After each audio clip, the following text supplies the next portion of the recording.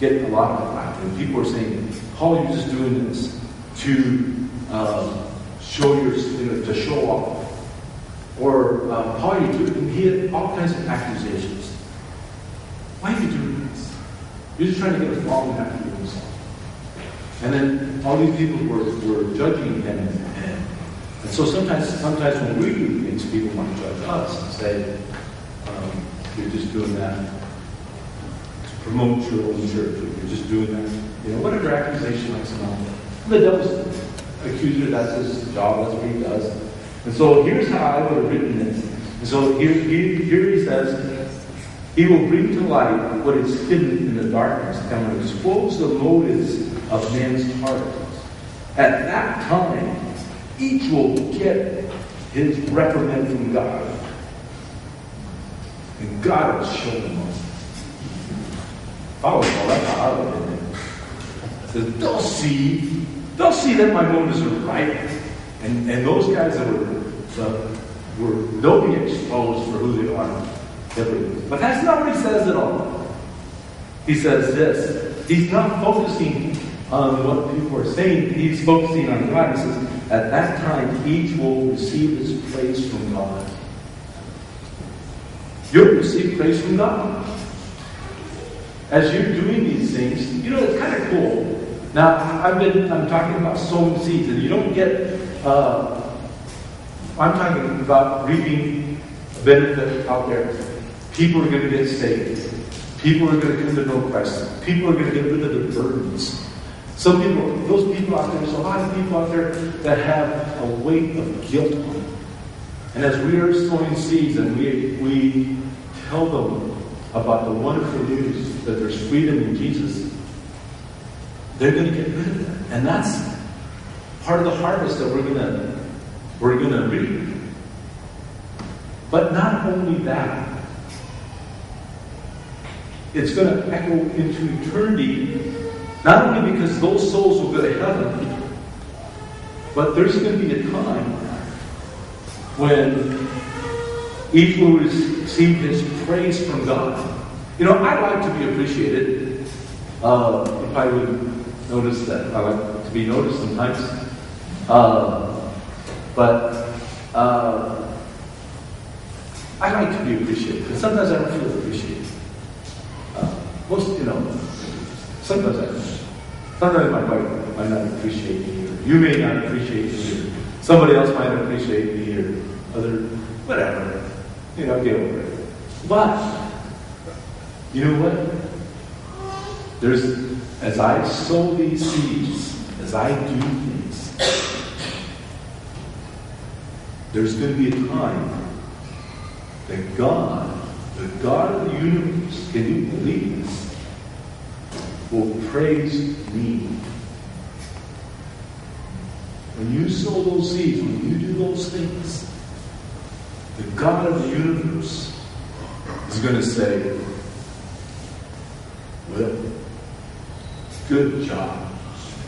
I think there's going to be a time when we get into heaven, and there's going to be, I can imagine it's going to be really busy, and there's millions of people there, and I think that God's going to stop everything, and He's going to say, hey, let me have your attention. Today is Jenny Smith Day. And He's going to praise Jenny Smith. There's going to be a day He's going to praise you. And then remember that verse I read earlier in John 12. It says that my Father will honor the one who serves me. He's going to praise you, and He's going to honor you. So as you're sowing these seeds, as you're doing things, it will echo into eternity.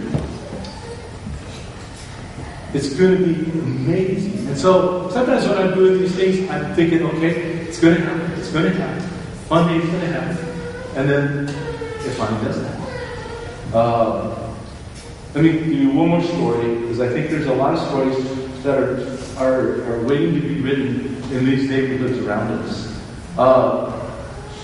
In 1968, there was a man named Rookie Stockton, and he moved to Las Cruces, New Mexico, to the university there, and he was sowing seeds. And he went into the dorms every week. And he would go into the dorms and he would talk to people about the Lord. And for a whole year, he kept sowing seeds and sowing seeds and sowing seeds. And he went there faithfully for a whole year. That's why he moved to Las Cruces. That's why he was going to school there. He was a grad student, and he had graduated from school in Colorado, and then he moved down there to go to grad school. And his vision was to sow seeds and started campus organization. So every week he'd go out there, and his wife would be praying for him. They lived in their student housing. He was out there and he'd go sowing seed every day for a whole year. A whole year, and nobody, he didn't get one single person that prayed with him. A whole year. He was ready to give up. He called his mentor and said, I'm quitting. I've been doing it for a whole year. Nothing has happened. Then his mentor flew down to Colorado, got with him, pumped him up, kind of jacked his chin off the ground, and sent him back out there to sow some more. You know, that week I came in. And then he'd been talking to me. I was one of those that had been sowing seed with. And then I came back from Christmas break, and he'd been talking to me about the Lord, and he'd been sowing all this seed, and I really didn't want to hear it. I didn't want to become a Christian, but God, I didn't want to lose my family. I was raised as a very strict, good Catholic, and I knew that I didn't want to have anything to do with anything that wasn't Catholic, and these guys definitely were not Catholic. But it intrigued me that he could have a personal relationship with God, and he was sowing those seeds. And then I thought, well, I don't want to do this, but God, my life is a mess. God, will you come in my life? Let's see what you can do. I did that during Christmas break, and then Brookie got kind of encouraged, and so he went back into the dorms just to sow more seeds. And he said, Amy, thought more about what we talked about? And I said, yeah, I decided when I was home that I told God to come in my life and take over. And, I didn't know what I did. I just said, God, come in, take over. Let's see what you can do. I was very, I'm really dense. I don't get dense. You have to spell it out to me. And so Brookie goes like this. Really? Really? Really? Really? And I'm thinking.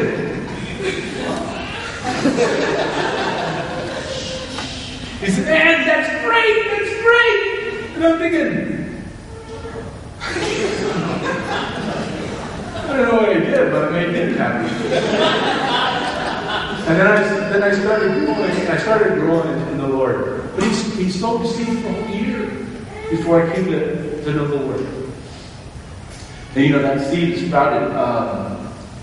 I read a verse later on, and I read this verse, and it said that no one comes to me unless you have to love me first. You have to love me more than your family. And I thought, man, God, it's gonna really mess things up if I tell my family I become a Christian.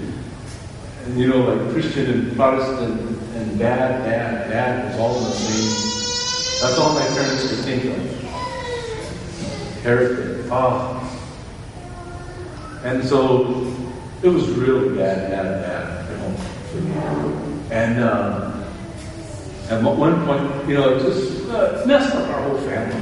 We had a really close, good Catholic family, and then one of them came up on a student. It was awful. Well, you know what happened? Well, then finally one of my brothers got saved, and one of my sisters got saved, another brother got saved, and there was 9 of us in the family, so they just kept getting saved. And like poor mom and dad, they finally got saved. And then, now there's 200, over 200 in my mom and dad's lineage. That seed was sown for a year. There's a lot of stories out there like my story. There's people out there